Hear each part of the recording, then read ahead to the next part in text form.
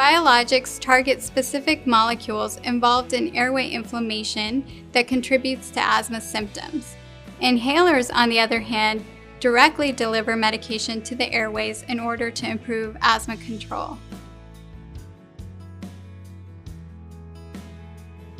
A long-acting bronchodilator and a short-acting bronchodilator both work to relax airway smooth muscle and allow a patient to breathe more easily.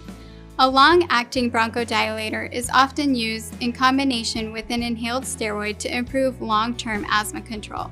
On the other hand, a short-acting bronchodilator or a rescue inhaler can be used for immediate relief of acute asthma symptoms. Most long-acting bronchodilators are used in combination with an inhaled steroid and inhaled twice daily. A short-acting bronchodilator or rescue inhaler can be used up to every 4 hours as needed for shortness of breath, wheezing, chest tightness, or cough.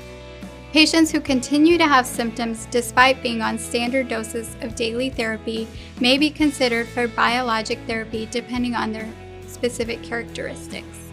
Biologics are medications that are used to treat chronic medical conditions such as moderate to severe persistent asthma with specific characteristics. Biologics target specific molecules, antibodies, or cells that contribute to airway inflammation that causes asthma symptoms.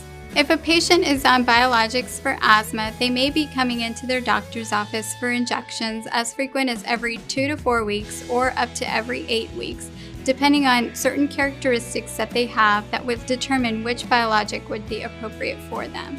If a patient is confused about their treatment regimen or how to use their medications, they should contact their doctor who can review specific instructions and go over proper use with them.